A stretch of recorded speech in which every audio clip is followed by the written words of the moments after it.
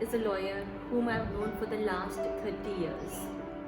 Talking to this Pahadi Bhai brought so many old memories back. And most importantly, this episode has my dad's favorite Pahadi song, so it is extra special to me. I am super impressed by his command over both Hindi and English. In fact, I think Mr. Bachchan के बाद मैंने अजय को ही सुना है इतनी अच्छी Hindi and equally good English में बात करते हुए. He is one of the most soft-spoken, simple and humble human being that I have ever come across in my life. Please welcome Jaggu Dada, Ajju Mama, Ajay Jubran. Hi Ajay, a very very warm welcome to Sunny Side Up. Thank you so much for joining me today. Thank you for dropping in at my home. It's so nice to see you after such a long time. Thank you, Sunita. So whenever somebody says, that it's good to see you after such a long time, I always ask them, why, if you had not seen me, if you had seen me earlier, would you not be happy? Good one. Yes, I would always be happy to see you. Thank you. And so the format of this show is a very candid conversation, which will cover your life journey today. And let's start with your childhood. कुछ बचपन की बातें हो जाएं और फिर उससे आगे मूव करेंगे.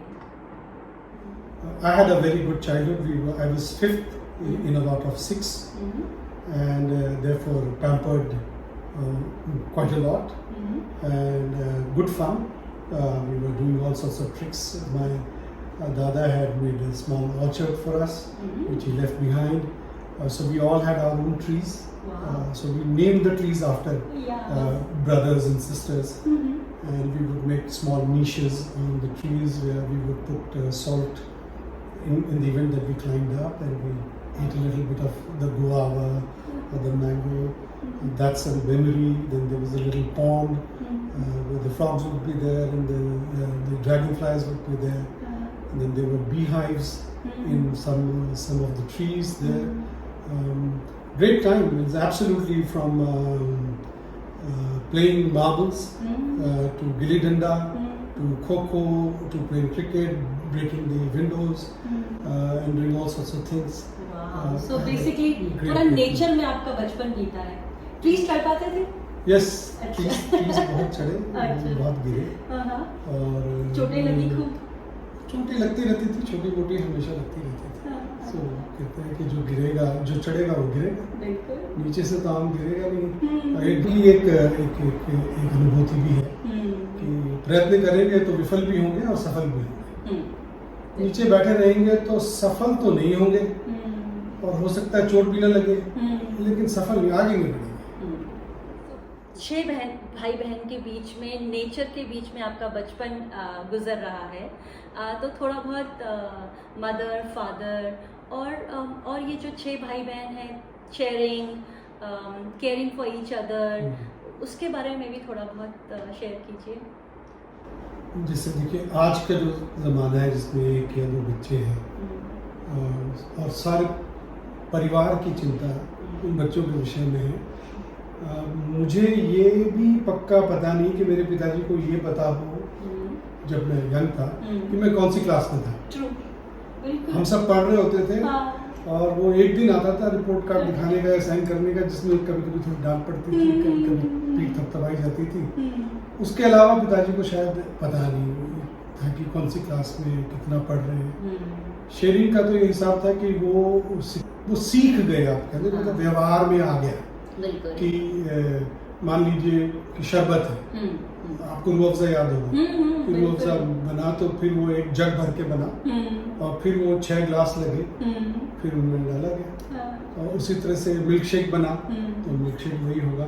तो ये जो मीठी मीठी चीज़ें होती थी, तो दाल भात तो नॉर्मल है, पर ये जो मीठी मिठाइयाँ या जलेबी, इस तरह की चीज़ों को कैसे बांट, इसमें थोड़ी बहुत बदमाशी बड़े करते थे और छोटे चिढ़ते थे उस बात से, लेकिन कभी ऐसा नहीं हुआ कि उससे कोई परमानेंट डैमेज हो जाए रिलेशनशिप में. तो बांटना सीखा. और क्योंकि भाई बहन काफ़ी थे, तो सीमित साधन में कैसे सबको सुख मिले ये भी एक प्रतिभा आपको अपने में लानी पड़ी और ये देखना पड़ा कि अगर किसी चीज़ का अभाव है हम उसके लिए कुछ एक विकल्प खोज लें, एक ऑल्टरनेटिव खोज लें। तो वो तरीके चलते रहते थे घर में निरंतर। पिताजी व्यस्त रहते थे, उनके जीवन में काम, अपना जो प्रोफेशनल काम है, व्यावसायिक काम है, कार्टोग्राफर थे जो मानचित्र बनाते हैं सर्वेक्षण विभाग के लिए, और साथ में स्पोर्ट्स, खेलना और देखना, और बाकी चीजें सब इनके इर्द गिर्द होती थी। अच्छा। जगना, खाना, सोना या लोगों को एंटरटेन करना। बहनों की शादियां तक तय की जाती थी कि इस दिन मैच नहीं है, इस दिन इंडिया का कोई मैच नहीं है, तो चलो इस दिन शादी हो सकती है। तो इस तरह का था। माँ हमारी बिल्कुल अन्नपूर्णा, जब चाहो खाना मांगो, खाना बिल्कुल तैयार रहता था, और जो भी बाकी हमारी इच्छाएं होती थी, मीठे भात की, आटे की चीले की, वो पूरी करती रहती थी। दिन भर एकदम लगी रहती थी काम में। अभी भी ईश्वर की कृपा से अभी है, तो अभी भी हम मतलब 28 साल के हो गए, मतलब 28 दिन 56 के हो गए। तो फिर भी लगी रहती है, ये खा लो, पी लो, ऐसे कर लो, ये तुमने रजाई नहीं ओढ़ी, रात में रजाई ओढ़ दो, इस उम्र में।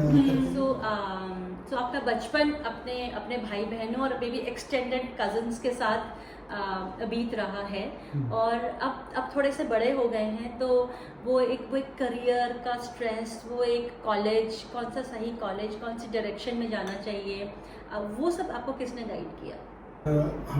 मुझे ऐसा लगता है कि हमारे परिवार में ये था कि खुश रहना ज़्यादा महत्वपूर्ण है, बजाय इसके कि आप सफलता खोजते खोजते पागल हो जाए या दुखी हो जाए। तो जो भी हुआ वो एक सहज तरीके से हुआ, उसमें कुछ मतलब ये तो कहना निश्चित ठीक होगा कि उसमें कुछ प्रभाव थे बाहर के। पर मैं आपको एक छोटी सी बात सुनाता हूँ कि आपको पता होगा कि सारा भाई भारत के बहुत बड़े वैज्ञानिक थे। तो संभवतः मैं 9, 10, 12 साल का रहा हूँ, तो सारा भाई की बारे में इधर उधर आ रहा था सब जगह। तो घर में गर्मी की छुट्टी में कजन्स वगैरह आए, तो सब एक दूसरे से पूछते भाई क्या बनोगे, क्या बनोगे, क्या बनोगे। तो हमसे भी पूछ लिया गया क्या बनोगे। हमने कंचे कंचे खेलते हुए बोलता कि हम सारा भाई बनेंगे। अरे वाह। पिताजी ने कमेंट्री सुनते सुनते कान हटाया उससे, ट्रांजिस्टर से, और कहा कि बेटा तुम आधा भाई बन जाओ, उसी से काम चल जाएगा। और अब मैं आपको एक और बात बता दूं कि ये एपिसोड, ये कहानी प्रेसिडेंट कलाम को सुनाई गई। अच्छा। एक कहीं गए हुए थे वो, तो वहाँ हमारे एक कज़न, हम 30 कज़न थे हमारे, 30 हो सकता है ज़्यादा भी हो, कोई बात छूट गया हो, 30-40 हमारे कज़न थे। तो एक कज़न वहाँ पे प्रोग्राम कंडक्ट कर रहे थे, उन्होंने उनको कहा कि मैं आज आपको, आप इतने बड़े साइंटिस्ट यहाँ आए हैं, तो हम आपको एक कहानी सुनाते परिवार की, कि हमारा एक कज़न है। उससे पूछा कि क्या बनोगे, तो उन्होंने कहा सारा। दूसरा प्रभाव ये था कि परिवार में कुछ लोग फौज में थे, कुछ सर्वे ऑफ इंडिया में थे, जिससे हमारे दादा भी कार्टोग्राफर थे, मैप मेकर थे, पिताजी भी थे, कुछ ONGC में थे, कुछ पढ़ाई लिखाई में थे, और मेरा पूरा का पूरा लगभग पूरा ननिहाल, बड़ा लंबा चौड़ा ननिहाल वकालत में था। एक सब्जेक्ट था जिसमें मेरे अच्छे नंबर आए, वो थे ज्योग्राफी। तो टीचर्स ने कहा MA करो। हमने कहा भाई MA करेंगे, फिर MPhil करनी पड़ेगी, फिर शायद PhD करनी पड़ेगी, पता नहीं कब रोटी पानी आएगा, कैसे चलेगा काम, तो होगा नहीं। तो थोड़ा सा मामाओं का प्रभाव, थोड़ा नहीं काफ़ी रहा। उन्होंने बोला नहीं कि आप ये करो, पर BA तक ठीक ठाक स्टूडेंट होते हुए भी मैंने उस समय के हिसाब से लॉ करने की सोची, और मैंने लॉ किया। So, क्या लॉ वाज इन ट्रेंड, या सब गवर्नमेंट जॉब ढूंढते होंगे, राइट? उस समय सब सरकारी नौकरी, सब सरकारी नौकरी खोजते थे। और जैसे एक बार एक फील्ड में हम जा रहे थे किसी खेल के सिलसिले में, तो एक सर्वे जनरल थे, तो उन्होंने मेरे से पूछा कि what are you going to do, you know your granddad was a surveyor, your father was an excellent surveyor, why don't you apply? And it was very difficult to say no to that kind of a thing, because it was a safe and secure job. बिल्कुल मैं आपको honestly बता देता हूँ कि उस समय law और पत्रकारिता और हो सकता है टीचिंग भी, और लोगों को बुरा न लगे मैं क्षमा चाहता हूँ, ये वो लोग करते थे जो कुछ नहीं कर पाते थे। भाग्यवश और शायद क्योंकि मैं स्कूल में 10वीं में उतना अच्छा ना करके 12वीं में थोड़ा अच्छा करके बीए में उससे ज़्यादा अच्छा करके निकला, तो मैं शायद उस श्रेणी में नहीं था। तो मैंने कुछ और करने के विकल्प होते हुए लॉ को चुना, जिसमें निश्चित ही ननिहाल का मामाओं का प्रभाव था। ऐसा नहीं कि मैंने बोल के प्रभावित किया, पर उनके जिस तरह से वो जीते थे, जिस तरह से वो थोड़े बहुत राजनीति में सक्रिय थे एक दो लोग, जिस तरह से उनके सामाजिक स्तर था, जिस तरह से वो लोगों को मदद कर सकते थे, करते थे, तो उससे मुझे लगता था कि ये एक व्यवसाय है जिसमें आप कमा भी सकते हैं और गरीब की मदद भी कर सकते हैं। और हमारे यहाँ कहते थे ननिहाल में कि गरीब को छेड़ना नहीं, अमीर को छोड़ना नहीं। अगर आपने वकालत करनी है तो गरीब को नहीं छेड़ना है। और मैं कह सकता हूँ कि ईश्वर की कृपा से थोड़ा बहुत उसको मैंने अपने जीवन में, अपने व्यवसाय में लगाया इस तरह से। सो बेसिकली आपने लॉ डिसाइड कर लिया, तो क्योंकि वैसे भी मामा लोग उस तरफ थे, तो घर में तो सपोर्ट ही मिला होगा, या फादर का इनिशियल रिएक्शन क्या था कि जब आप लॉ करना चाहते हैं? फादर, जैसे मैंने पहले बताया कि उनको ये नहीं पता था कि कौन सी क्लास में है, और उनको मेरे लॉ करने के बाद 3-4 नौकरियां करने के बाद भी कहते थे पता नहीं क्या कर रहा है। ठीक कर रहा है पर पता नहीं क्या कर रहा। तो मेरे काफी बार कहते कि भाई तुम स्पेन क्यों गए? तो मैंने बोला देखिए ऐसे काम होता है, वो कंपनी है आकर के खरीदेगी, इसमें इतने सारे लीगल स्टेप्स हैं, उसकी मदद करनी। अच्छा, फिर वो भूल जाते थे। तो हमने समझाया कि दुनिया बदल गई, अब लॉ की प्रैक्टिस जो लोगों के मस्तिष्क में थी कि कचहरी में एक कुर्सी एक पीपल के पेड़ पे बंधी हुई होगी और उसमें टेबल होगा, उस पर आदमी एक वकील एफिडेविट बना रहा होगा, लेकिन वो भी अच्छा काम है। कोई काम जो चोरी नहीं है, जिसमें मतलब ये कहने की डिसऑनेस्टी नहीं है, वो अच्छा काम है अपने आप में। तो मैं उसको बुरा नहीं कह रहा, पर लोगों के दिमाग में वकील होने का मतलब ये था कि कचहरी के एक टेबल पे, एक बेंच पे चेन लगा करके बैठा हुआ है, काला कोट और वो पहन करके लगा रहा है। उनको समझ में नहीं आता कि ये दुनिया क्यों घूम रहा है, ये हो क्या रहा है इसको। चलिए ठीक है, ये डिसाइड हो गया कि अब आप वकालत करने वाले हैं, और घर से तो सपोर्ट है ही है ऑफ कोर्स, एंड फादर को ये पता है कि जो भी करेगा लड़का अच्छा करेगा। बट कोई external advices that are coming to you right now कि आपको कि आप ठीक करियर पाथ चूज कर रहे हैं, नहीं कर रहे हैं, इस तरह का कोई एक्सपीरियंस? ऐसे अनुभव हमेशा रहते हैं। तो वकालत कर जिस समय मैं अपने कागजात देने गया कॉलेज में बीए के, और भी कुछ उसको कहते हैं सर्टिफिकेट वगैरह, तो head of the department geography ने बोला मैं साइन नहीं करूँगा। मैंने पूछा सर क्यों? कि नहीं तुम एमए करो। तो वहीं से शुरू हो गया था। लॉ करने के बाद भी ये रहा कि कुछ सुझाव आए कि आप जो है वो करिए, लॉ को एक सब्जेक्ट लीजिए और एक दूसरा सब्जेक्ट लीजिए और सिविल सर्विस की तैयारी कीजिए। तो ये भी प्रकरण चला, हमने सिविल सर्विस प्रिलिमिनरी भी क्लियर किया। और आपका प्रश्न था कि किसी ने कुछ और सुझाया, तो कुछ मेरे जूनियर्स और कुछ मेरे सहयोगी हंसते थे कि हमारा काम क्या है वकीलों का कि हम देखिए हम कुछ बना के तो बेचते नहीं हैं, तो हम क्या मतलब क्लाइंट को क्या बोलते हैं, हम आइडियाज, सॉल्यूशंस, प्रॉब्लम्स उसमें भी कोशिश करते हैं कि उसमें से उसको बताते बताते वो हमको कहे कि यार ये काम आप कर दो, है ना।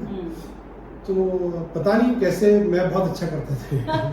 तो इस हद तक अच्छा करता था कि क्लाइंट ने मुझे बोला कि आप मेरी सेल्स टीम ज्वाइन कर लीजिए। तो मैंने सोचा मजाक कर रहा है, तो मैंने बोला कैसे? कहते नहीं आप यू से yes, we will take care of the engineering part, we will educate you on what you want to do, but we need somebody like you who can sell air. Okay, so अब आप एक established lawyer हो चुके हैं, MNC में आप काम कर रहे हैं, well placed now in terms of your career. So अब तक की आपकी जर्नी में आपको ऐसे कोई गाइड्स या ऐसे कोई मेंटोर्स मिले हो जिन्होंने आपको यहाँ तक पहुँचने में हेल्प किया हो? मतलब मेरा ये मानना है कि अगर आप सबसे ठीक व्यवहार रखें तो सभी आपके गाइड बन जाते हैं। आपने भी मेरी मदद की तो बहुत सारे लोग मदद करते हैं, और उस मदद का परिणाम क्या निकलेगा वो आप पर निर्भर करता है कि आप कितना उसको उस सलाह को, उस मार्गदर्शन को आत्मसात करते हैं। तो जैसे आप देखेंगे कि हमारे एक फूफा थे, जब हम उनसे कभी फ़ोन पे बात करते थे तो कहते थे कि अरे तुम्हारी बातों से सफलता की मिठास आ रही है। और बताइए फ़ोन पे कौन सी मिठास आ रही है? कहते वो उनसे ये सीखा कि आप भाषा से जो भी आपकी जो आपकी इच्छाएं हैं, जो आपकी फीलिंग है, जो आपके अंतरंग संवेदना है, जो आपके विचार हैं, उसको आप शब्दों के माध्यम से बता सकते हैं। बड़े मामा को देखा, बिल्कुल सरल, बिल्कुल ही साधारण तरीके से जीने वाला व्यक्ति, महान, लेकिन कभी न अपना बखान करना, न किसी से जोर से बोलना, वो देखा हमने। तो वो भी उनका प्रभाव कहीं ना कहीं रहा। कुछ और नाते रिश्तेदारों का रहा। मैंने आपसे बताया कि मैं एक सीनियर के साथ रहा कुछ समय, तो डॉक्टर सिंघवी को, डॉक्टर लक्ष्मीमल सिंघवी जो अब नहीं रहे, उनको देखा बड़े निकट से। तो बड़ा आश्चर्य हुआ कि एकदम सरल, वेरी वेरी हम्बल, और हर एक व्यक्ति से उसके गुण के आधार पर, सगुण, दुर्गुण नहीं, सगुण के आधार पर उससे बात करना। तो हर में एक अच्छाई देखना और उससे उसके अच्छाई को संबोधित करके बात करना, वो देखा बड़े निकटता से। मैंने उनके लिए कविता भी लिखी थी, मुझे पूरी तो पंक्तियाँ याद नहीं है, पर मैं बड़ा प्रभावित हुआ तो मैंने उनके लिए 2 लाइन लिखी थी कि यह कैसा समुद्र तट पर ही करता मेरे अहम का विसर्जन, मेरे ही चरण धो। तो वो एक ऐसा व्यक्तित्व थे कि खुद स्वयं समुद्र थे, लेकिन वो अपना कर्म करते हुए आपको ऐसा लगता था कि जैसे वो आपके चरण धो करके, मतलब कृत्य से, कर्म से वो आपके सारे अवगुण धो रहे हैं। हर परिवार में ये होता है कि अच्छा बच्चा नौकरी करने लगा है, स्टैब्लिश हो गया है, तो अब चलो इसकी शादी कर दी जाए। तो आपके साथ वो कब हुआ? तो मेरा जो शादी का प्रेशर है वो आया एक और नौकरी छोड़ने पे। ओके। तो संभवतः 1993 की बात है। तो एक ठीक ठाक नौकरी थी और काम भी ठीक चल रहा था, और मतलब आप देखिए जहाँ से भी शुरुआत हो उसको अगर याद रखें तो आगे की यात्रा लगता है कि काफ़ी अच्छा चल रहा है। आगे की तरफ देखते रहे तो लगता है कि आप पीछे चल रहे हैं।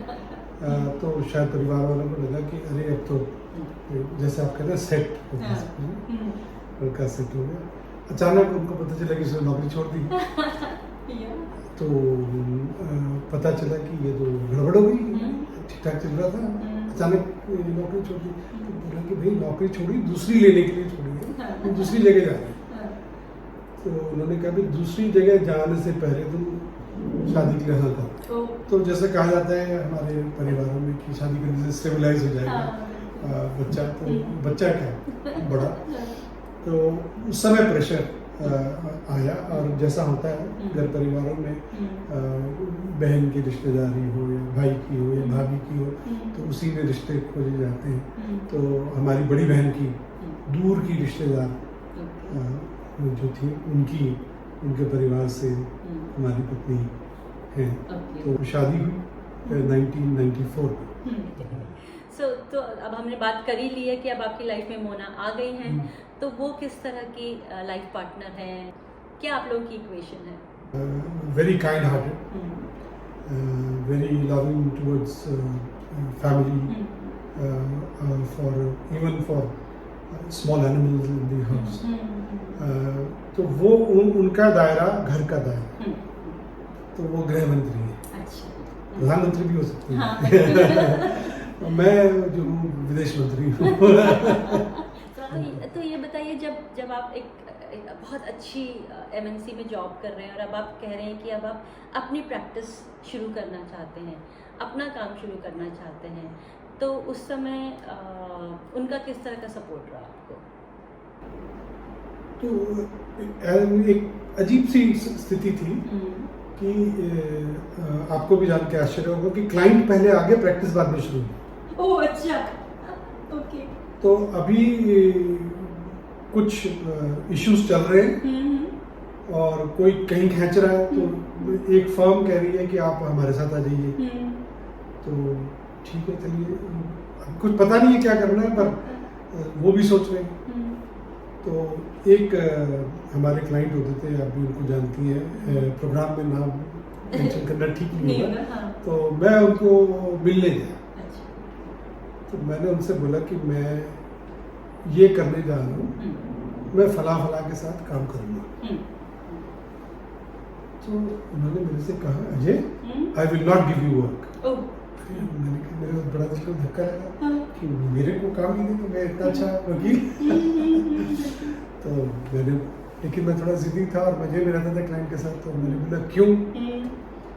कहते, you start on your own, I will give you work equal to what you earn currently,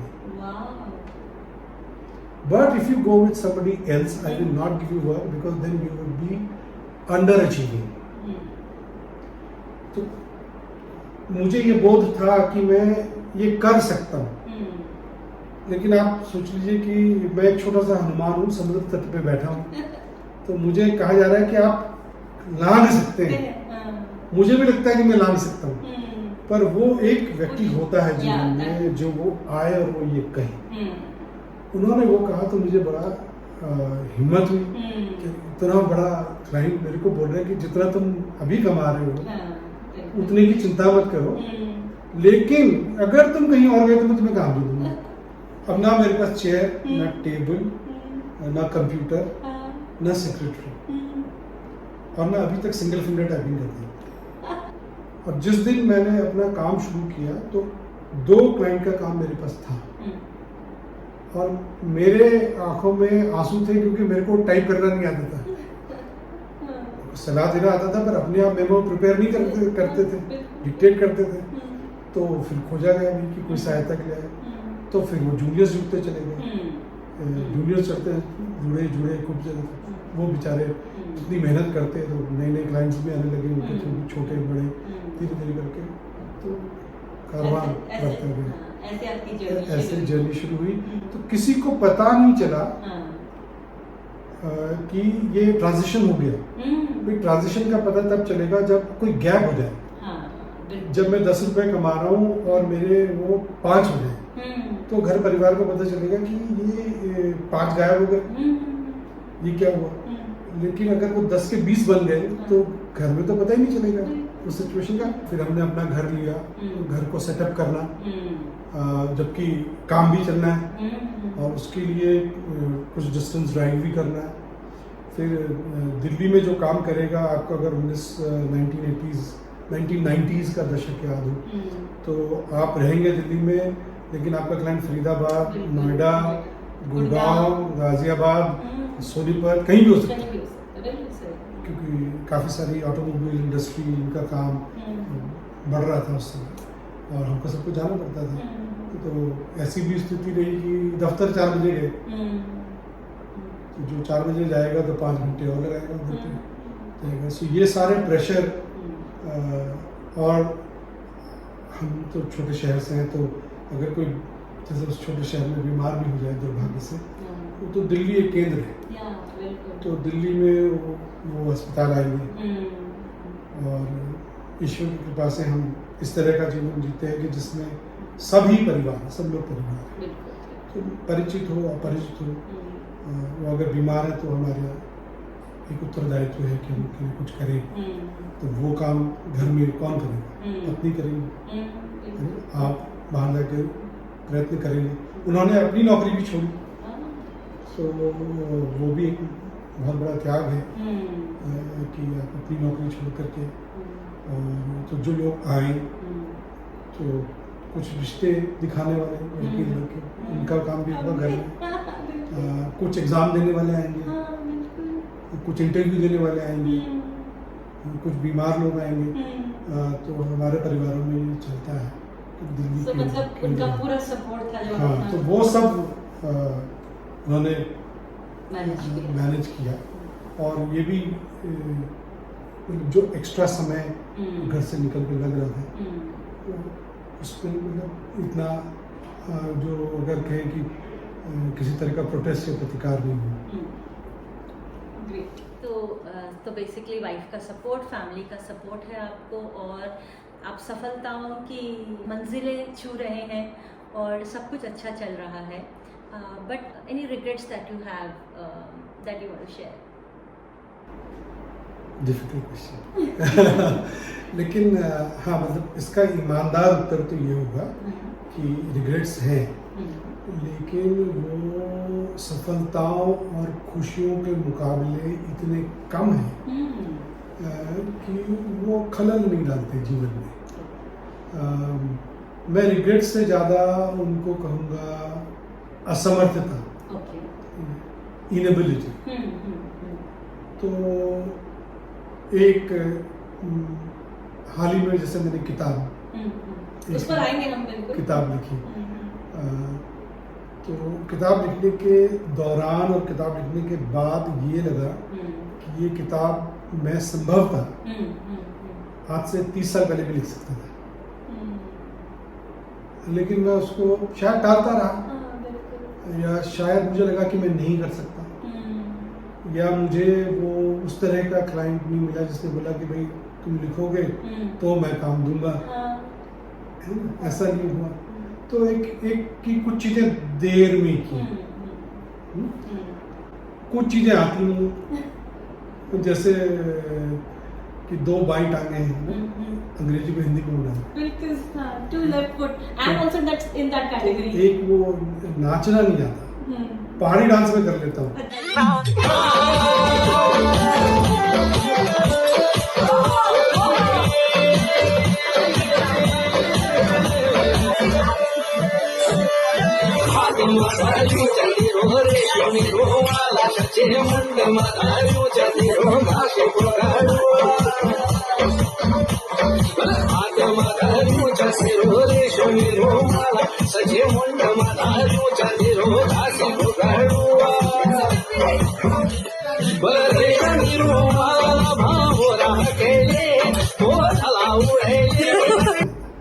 एक ये रहा, एक तैरना नहीं आता, और दूसरा गाना नहीं आता।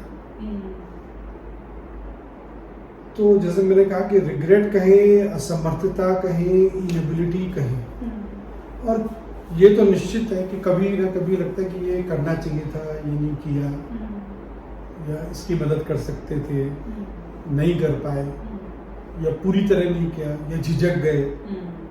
जैसे मैंने कहा पहले, ये सफलताओं और खुशियों के मुकाबले में इतने कम है कि हम तो अगर चाहें तो कृतज्ञता में जीवन जी सकते हैं, live a life in gratitude.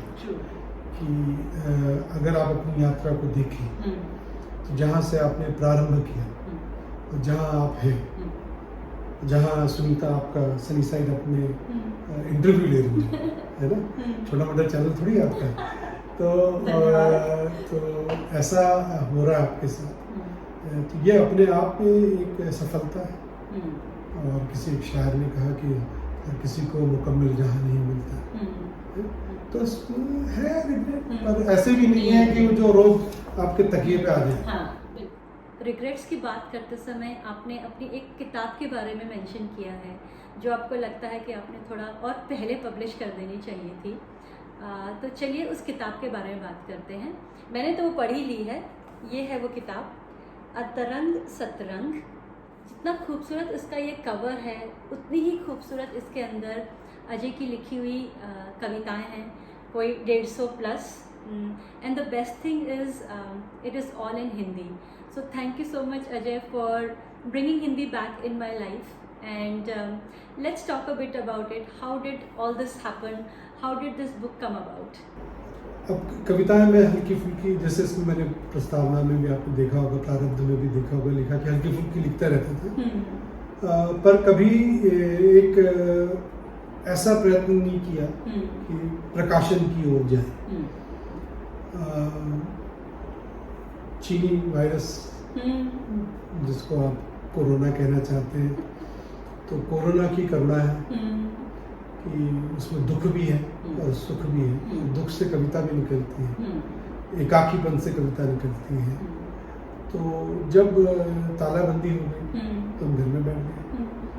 अब घर में जो आदमी विदेश मंत्री जैसे मैं आपको बता रहा हूँ कि जो रोज बाहर रहे, उसको आपने घर में लॉक कर दिया, तो हम घर में लॉक हो गए। अब घर में करेंगे कितना, टीवी देखेगा, टीवी में काएं। तो फिर हम अपने किशोरावस्था की ओर चले कि रात में लिखो, जो मन में विचार आए उसको लिख दो। तो लिखना, इस बीच ही संगठित करना, जमा करना, एकत्रित करना, साफ करना, वो सब शुरू किया। नई कविताएं भी लिखनी शुरू की। जो घटनाएं याद थी उनको कविताओं में पिरोया। अब जब ये काम हो गया तो आपको पता ही है कि आजकल व्हाट्सएप का ज़माना है, तो कुछ ऐसे दोस्त आपको जरूर मिलेंगे जो आपके पूछेंगे भाई क्या कर रहे हो, क्या कर रहे हो, क्या कर रहे हो। तो अब क्या करो, रोज नमस्ते, good morning, how are you के बजाय चलो जी ऐसे करते हैं। 3-4 दोस्त हैं, उनको कविता भेज देते हैं। तो एक कविता भेज दी, तो फिर वहाँ से ठेंगे आए, किसी का नमस्ते, किसी का यूं, सारी इमोजी साइंस। एक दो ने फोन कर दिया कि भाई क्या कर रहे हो, उनको जमा करो। तो हमने हंस के टाल दिया उस समय। फिर वो 1 से 20 हो गई, 20 से वो 40 हो गई, 40 से 50 हो गई, 100 हो गई, 150, 70 हो गई। तो फिर लोगों ने बोला कि भाई इसमें काम करो। तो हमारे मित्र लोगों ने मिल करके, मित्र मंडली ने इसमें, जैसे आपने कहा कि आपको ये कवर अच्छा लगा, तो हमारे परम मित्र हैं, उन्होंने इसका सुझाव दिया कि इसको कैसे बनाया जाए, 7 रंग भी दिखे इसमें।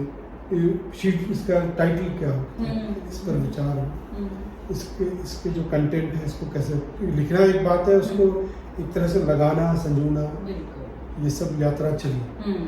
और फिर दिसंबर 2021 में ये किताब प्रकाशित हुई। तो एक छोटी सी यात्रा जिसमें यादें हैं, कृतज्ञता है और विचार है। तो ये इस सबका एक संकलन है, छोटी सी। मतलब मज़ा आया पढ़ के। मे बी आप अपना कोई फेवरेट सुनाएं और फिर मैं अपना फेवरेट बताती हूँ जी। जो सुनाएं। अब ये सबका अनुभव है, तो उस पर एक छोटी सी कविता है कि मीठे चावल आटे के चीनी। अब आप एक ऐसा समय सोचिए जिस समय भारत में रेफ्रिजरेटर्स नहीं होते थे, फ्रिज नहीं होते थे घर में। तो हम तो उस समय पले बड़े, तो 70 के बाद, 70 के बीच के बाद फ्रिज ज़्यादा दिखने लगे। तो माँ ये करती थी कि जो बासी, जिसको बासी कहते हैं, स्टेल जिसको बोला जाता है, उसको परिवर्तित कर देती थी एक व्यंजन में। माँ, बड़ी भूख लगी है। ठीक है बेटा, ठीक है, मैं कुछ बनाती हूँ, तू रख सबर, जा जल्दी आ मेरे राजा नहा कर। फुर से गया मैं आंगन में नल के नीचे, हाथ भिगाए मुख धो ढाला, आंखें भींचे और उड़ लौटा मैं फिर माँ के जादू को, जिसके सब व्यंजन तरसाए स्वादु को। इखलाता चावल जो सुबह तफरीका, सौफ किशमिश लगा चीनी का टीका, ढीले आटे के बने गोल मुस्काते चीले, खट्टी मीठी चटनी को जो ढंग से संग दे ले। मुँह का मीठा मैं थोड़ा ही था पी पाया, कि निकल लाल ने ठुड्डी गाल बिघाया। आँख खुली तो मेरे सब व्यंजन गायब थे, बस माँ पहुँच रही थी मुख नीले पीने से। एक ये विषय भी है कि इसमें हिंदी सेवा का भी भाव है। हाँ, बिल्कुल। प्रयत्न किया गया कि अपनी हिंदी मातृभाषा है और उसको संजोए, क्योंकि लोग पढ़ नहीं रहे, तो अगर एक व्यक्ति भी कह दे कि वो हिंदी पढ़ने को प्रेरित हुआ तो सफल हुई किताब। फिर इसमें आपने देखा होगा, इसमें जो चित्र हैं ये सब काफ़ी कुछ दोस्तों ने बनाए हैं जो मेरे सहपाठी थे, कुछ बहनों ने बनाए हैं, कुछ भतीजे भतीजियों ने बनाए हैं, भांजे भांजियों ने बनाए हैं। उन्होंने सब कविताओं को चित्र बना के दिए। तो सबकी किताब है ये, मेरी नहीं है।